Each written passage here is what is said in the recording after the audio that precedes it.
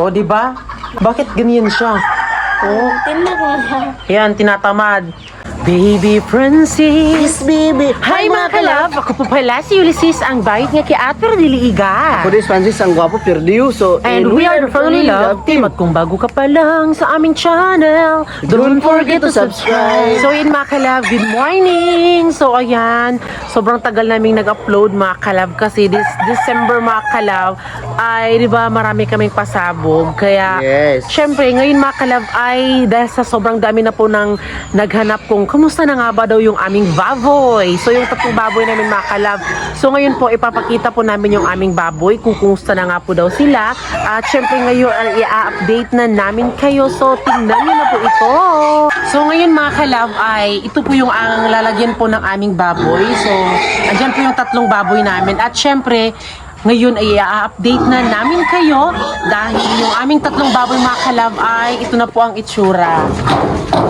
Ayan. Uy. Ayan, sobrang laki na nila. Ayan po.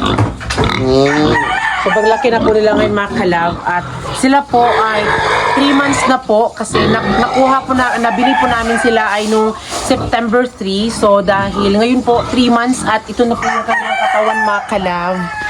Ayan yung kanilang katawan. Sobrang laki. Diba? Sobrang laki na. Ayan. Sobrang laki na. At hindi nyo napansin mga kalab na iniba po namin yung kanilang kulungan mga kalab, diba? Ay iniba namin sila nilagyan mga kalab, diba? Yung tatlong baboy mga kalab ay sa iisang kulungan lang kasi alam nyo nag-away kasi sila. So, nung nag-ano mga kalab, yung dalawang magkakapatid na baboy yung puti, nag-away din sila mga kalab. Kasi ewan ko baka siguro nagka-jowa yung may pulkadas. Tapos, hindi asang-ayon yung kapatid na babae, di ba? Ito yung lalaki mga kalab, lalaki. Tapos yung babae naman, ay andito po yung babae mga kalab. Ayan. Volcadads. Sobrang laki na yung mga kalab, buyak. At yung pang-tatlo ay iniba din namin ng kulungan mga kalab. Ayan. Ang update sa aming baboy. Ayan po si Giselle. Ayan. So gumising talaga ako ng maaga mga kalab para ma-update mga kalab. At ito po, talagang naantok po talaga ako mga kalab. No? Tingnan niyo po. Ayan. Ayan. Ayan. At yung pagkain naman sa aming alaga makalab, ipapakita ko sa inyo makalab. Ito po yung Ultra Pack na grower makalab. Ito talaga yung matibay na talaga nga pagpakain namin sa aming alaga kasi yan po talaga ang sustansya nila kasi nasanayan na namin makalab na Ultra Pack talaga yung ginagamit. Noon, nung naglalagay pa kami ng mga alaga dong baboy mga talaga doon sa bandol ay yung pinapakain namin kapag ganito nakalaki ay Ultra Pack pa rin. Hanggang ngayon Ultra Pack pa rin, hindi pa rin namin iniiwanan. At siyempre makalab, kaya sa sobrang laki nila makalab dahil po yan sa King's Vita Plus. Napakalaki na talaga yung mga alaga namin. Dahil po ito makalab kasi ito po yung ginagamit namin noon hanggang ngayon makalab na i-try na talaga namin na napaka-aktibo talaga at napaka-bungga talaga kasi yung mga baboy talaga namin ay napaka-strongers. So ngayon ay papakainin natin makalab kasi itong pagkain na ay may halo na King's Vita Plus. So papakainin natin sila kasi napaka-ingay na. Oo, ganyan talaga sila kapag kumakain ng mga kalab. Ayan. Oh.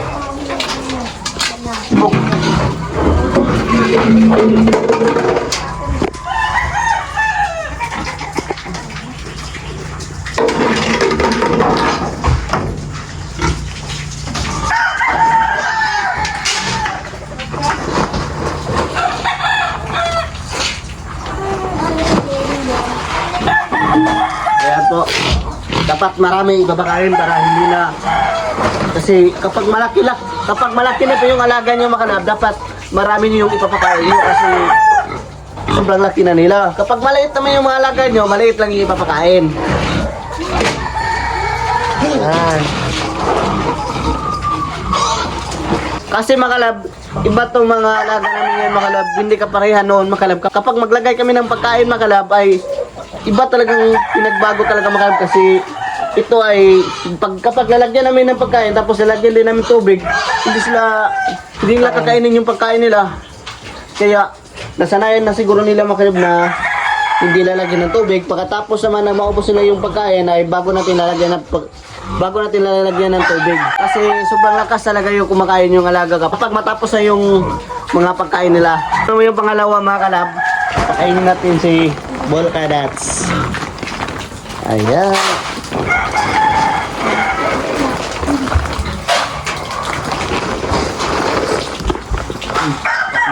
So natatakot po si Giselle niyan kasi parang kasi makakab, nangangagat kasi siya. Oh, nangagat yan. Oo. At alam niyo mga kalab, kaya namin talaga sila pinaghiwalay kasi nag-away talaga yung baboy namin na yung Polkadats po talaga yung medyo maldita. So siya po yung nangangaway. Kaya talagang orada-orada talaga. At yung pag-away pa talaga ng mga kalab, wala pa talaga dito si Francis kasi 'di ba? Ano ba naman yung lakas ko para pigilan sila kasi 'di ba sobrang lakas ng baboy. Kaya yun na para orada talaga yung pag kumakab, talagang nagpanik talaga ako kasi nag-away sila kasi 'di ba ang nakaharang kasi dito is yung lang naman, plywood lang naman, kaya winasak talaga nilang dalawa. Tapos nilagay na naman namin dito yung kapatid niya mga kalab. Pero nag-away na naman sila. Kaya nilipat namin dito. Kaya ayun po yung itsura. At siyempre, tingnan nyo makalab yung kulungan naman makalab. Yung silbi na hindi talaga sila makalabas. Kaya ayan po, binubutasan na talaga sa aming mga alagang baboy makalab. Kaya yan po yung sinyalis makalab na napakalaki na talaga sila. Ayan, papakainin natin yung isa. Ito naman ay magkakapatid po yun sa yung lalaki at ito naman yung kapatid niya Babae. Oo. Sila din. Yes, sobrang laki na nila. Pulya buya. Dapat marami na yung papakain din. Ang aming mga baboy po ay sobrang lakas talaga nilang kumain.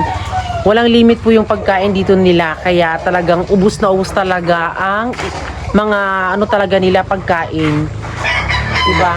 So within 3 months, ito na po ang kanilang itsura, laki, ayan, mataba, at tingnan nyo po yung kanilang balahibo, napaka white, then mahaba, makapal, yung medyo, yung talaga, balahibo niya.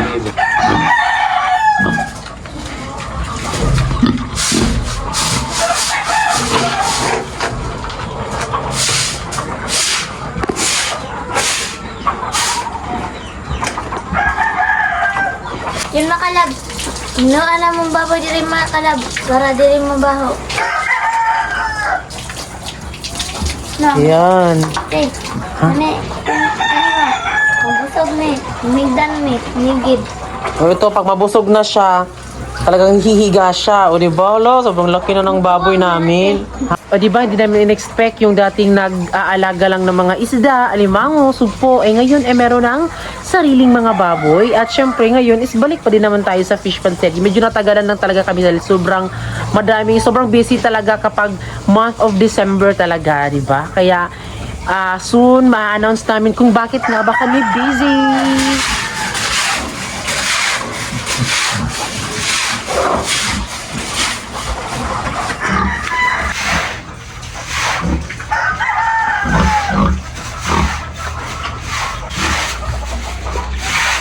Tignan yung mga kalab. O, diba? Talagang baboy talaga mga kalab. Ayan.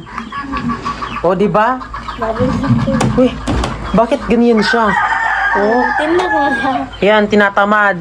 Actually, sa kanilang tatlo talaga mga kalab, ito ang pinakatamad. Siya din po yung nangangagat. At syempre, siya din po yung pinakamaldita. Nangangaway po siya ng mga kasama niya. Di ba may nakaharang dito? Talagang winasak niya yung may plywood dito. Oh. Tapos, itong lalaki naman mga kalab, sila yung dalawang babae yata yung nag-away, Bino? Dalawang babae yung nag-away mga kalab. Ayan. Baka talagang feel ko talaga mga kalab, nag-away talaga sila dahil parang nagkagusto itong babae sa lalaki. Tapos, yung babae naman, hindi sang-ayon, di ba? Baka siguro maldita kasi ito. Ayan. Pero love na love namin yan. At yan naman po mga kalab, shop yung talaga mas pinakamalakas kumain, Purya Buyag. Ayan. Siya yung palahingi ng pagkain kasi kapag hindi siya binibigyan ng pagkain, talagang nagwa-war talaga siya. Ayan. Talagang kailangan siyang agad-agad na bigyan ng pagkain kasi kung hindi siya mabibigyan ng pagkain, eh talagang magwa-war yan. O, diba? Sasali yan sa tawag ng tanghalan na pawisel-wisel yan. Ayan. At ito naman, ang kapatid nung lalaking puti na baboy, ito yung babae. At ito naman yung pinaka madumi sa kanila kasi kapag may dumi siya, hinihigaan niya yung kanyang dumi. Kaya siya yung mas medyo madumi. Kaya ito sa part na to is parang ito yung pinaka lilinisan talaga. Sa pag-aalaga namin ng baboy, meron silang kanya-kanya pong mga ugali. So ito po ay medyo madumi siya. So parang ano siya, mga kalavdama kung sa Bisaya. At ito naman po yung medyo matamad. O, tignan nyo. Diba? Meron bang ganyan? Kumakain pero na humihiga. O. Pinakatamad. At ito din po, mga kalab, ang medyo mahilig sa pagkain, mga kalab. Tignan mo, Bidali. Tignan mo yung baboy. Napaka ano talaga niya. Tignan nyo yung kanyang itsura. Yan po yung tsura. Yan po talaga mga sinyalis talaga mga kalab na napakatamad kumain. Alam nyo, yung baboy talaga, diba, eh hindi talaga maiiwasan na bumabaho talaga siya.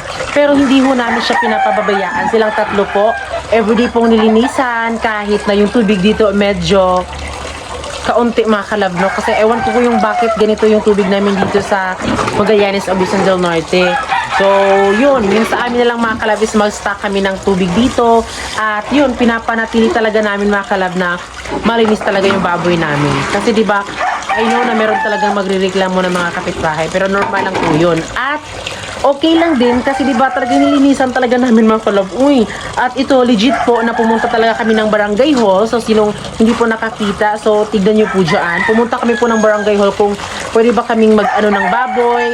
At syempre sabi is okay naman daw, basta't may septic tank lang. Kaya bago po kami nag-ano ng baboy, mga kalab, eh nagkonsulta muna talaga kami doon sa kapitan, sa barangay, para kung may magreklamo, diba? Syempre, legit po na pumunta talaga kami ng barangay at meron kaming video na ipapakita. Kasi yung mga baboy talaga, mga kalab, is talagang hindi talaga maiiwasan na mabaho talaga sila. Diba? Kasi sila po ay talagang palatay talaga sila. So, pasensya sa kumakain dyan. Eh, kaya linis talaga na, diba? Urada-urada talaga yung paglinis kasi bawal po silang pabayaan na madumi. Anong feeling, B? Anong feeling, B, na ano na, meron na tayong baboy tapos malaki na sila?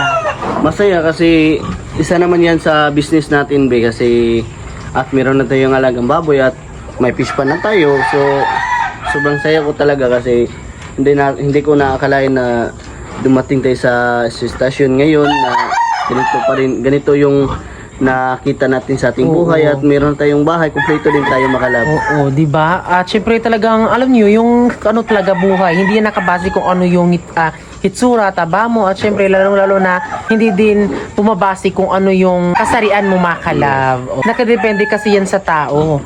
Kung paano mo dalhin yung pagkatao mo, kung gusto mo ba ng magandang buhay. Kasi kami, mga kalab, hindi namin na palagi kaming ano doon. Kasi diba, nagsimula kasi kami ni Francis doon sa fish pan. So talagang naranas talaga namin doon kung gaano kahirap. Kaya dahil gusto namin na medyo umangat din yung buhay namin, hindi naman kami nangarap na medyo mayaman talaga. Yung gusto lang namin, sa isang araw, makakain kami ng 3 or ganun yung 4 talaga, diba? Kasi syempre, with snack pa din kasi gusto namin yung ganun. At talaga yung sa goal talaga namin is yung mga parents talaga namin. Although hindi pa namin na tulungan talaga buong-buo yung parents namin. Kasi diba, may fish pan, may bahay pa na hindi pa natatapos. At kasi yun, una pa namin yung mga aming mga business pa talaga. Pagkatapos naman yung mga hindi pa rin natapos yung aming bahay. Pag makumpleto na lahat yung aming mga plano talaga, dyan na kami tutulong sa aming pamilya.